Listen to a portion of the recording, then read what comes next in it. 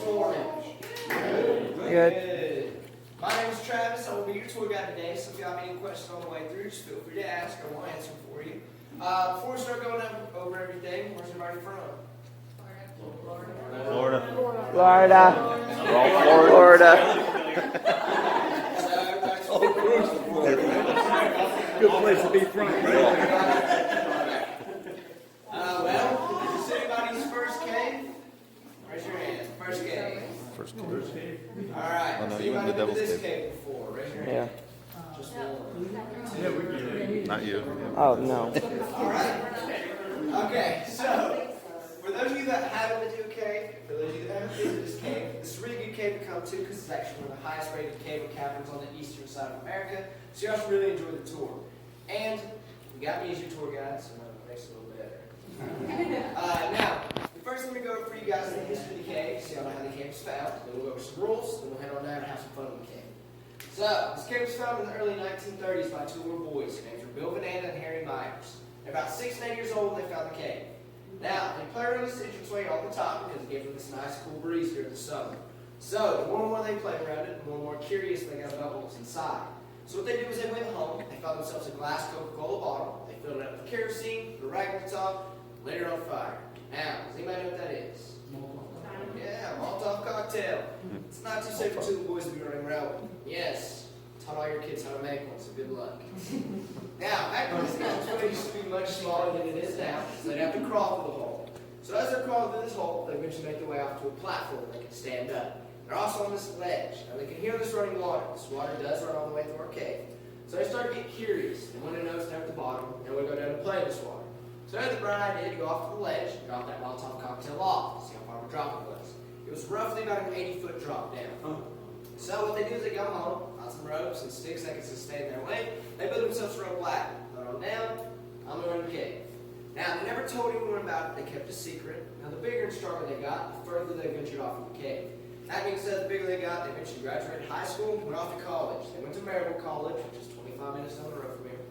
Now, once they get to college, they get drafted into World War II. They fight in the Surf Force. Bill is actually one of the people that drove the boats to storm the beach to Normandy. So I'm really glad that he made it back. Now, once they make it back, since they got drafted out of college, they didn't have a career path to follow. So at the time, they're just trying to find ways to make money. So what they did was they moved up north to Alaska and started building these hobbies and roads to make some money. And they heard about this cave in New Mexico, Carlsbad Caverns. So it clicked for them. Like, well, we know where cave's at. We never told anyone about it. Maybe it's still there. So what they do is they come back and find out that nobody's found the cave. So the money they saved up from building all those highways and roads, they start to buy land. When you buy land in Tennessee, you get everything underground as well. It's called the mineral rights. So that being said, they bought the land and opened the cave up in 1953. We've been giving tours ever since then. It's our 68th year being open and giving tours. Now the neat thing about our cave is it's still family ran. It's owned by Bill's sons, Stephen and Philip. Philip is currently here today. He's the older gentleman running around. If you didn't see him, and if you want to find him, once we get back up, he's about this tall. He has gray hair, and he's kind of built like a silverback gorilla. So, if you find him, that's what you're looking for. Just don't tell him I said that. We have about 3 generations still work here, so that's pretty neat. I believe we have 2 of them here today. Now, the rules we have: no smoking or vaping, no littering. If you got trash, there will be trash cans down here in our cave, so don't throw your trash on the ground. Do not take or break anything from the cave, and stay on the pathways at all times. That's all we ask from you. We're pretty lenient other than those rules. Now we are going to be doing a bit of walking, walk about a mile, and in total we will do 410 stairs. So you will get a good morning exercise in for the day. Now, does anybody have any questions for me before we start heading to the home? Are you related to these people? They found me on the side of the road. But you learned a lot. Yeah, I got a good memory. How to read this book and train. Yes, we have been here. So when you start telling the story, I remember the story. How deep underground is it go? The deepest spot you will be is 600 feet. 600 feet down. And when you do this enough, you kind of progress as a tour guide.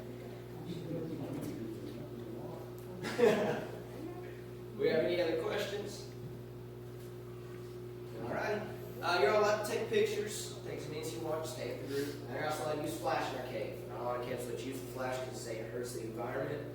Let's be honest, it's just a bunch of rocks. Not gonna hurt anything, so it's a flash.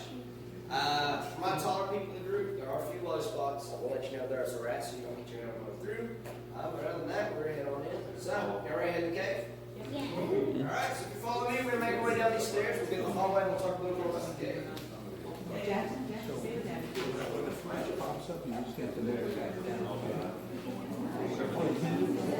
they were talking about, they got in there.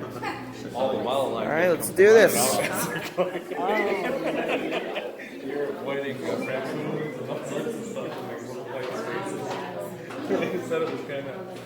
They tell you, don't think you're Natural. everybody trying it out. Except I don't want to change your name. Oh god, I'm getting nervous. Oh boy.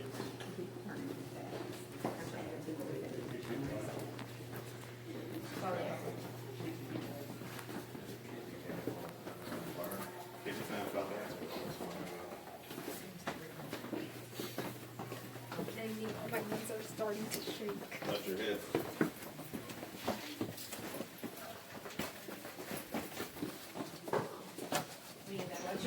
That's natural. Oh my god. Like I said, natural. Ugh. Oh boy. I'm good. It's very tight in here. Yes, it is tight in here. This is actually getting a little bit cold. But I'm alright. I'm gonna go sit in this.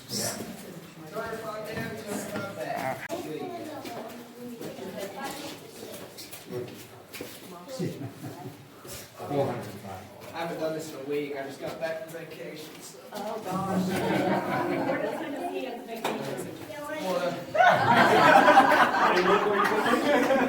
Yeah, so we just traded. So I just got back from Florida.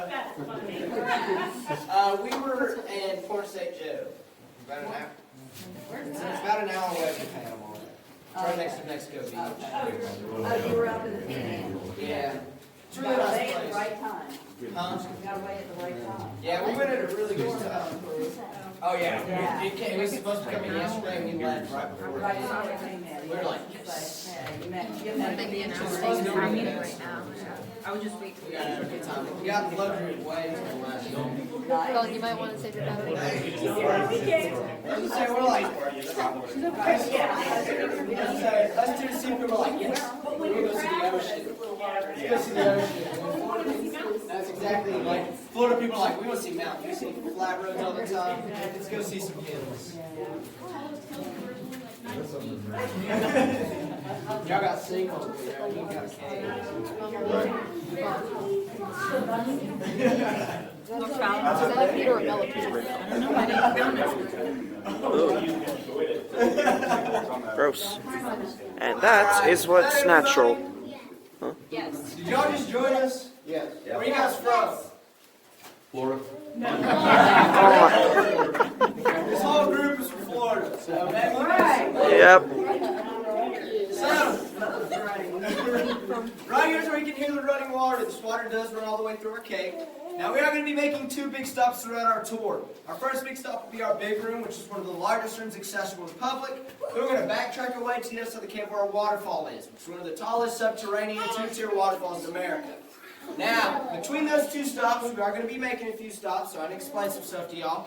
Now at the bottom of the stairs, I'm going to show you all the basic formations in our cave, so you know what you're looking at as we go through. Now, we do have a few animals. We have salamanders, we have crawfish, and we have pygmy bats. Now, pygmy bats are nothing to be worried about because they're about the size of your thumb. And they kind of look like chicken nuggets with wings. Chicken nuggets with wings. Now, by any chance, is anybody here scared of heights? Raise your hand. Yeah. Alright, so how many of you are not admitting to it? Raise your hand. Alright, if you're lying to me, I promise I'll find out really fast. There's about an 80-foot drop to your right. You do have a rail there, so you have that. If you are deathly scared of heights, just look to your left and see a wall. Now, follow me, we're going to head on down. Okay. If it's bad, I'm gonna stop recording.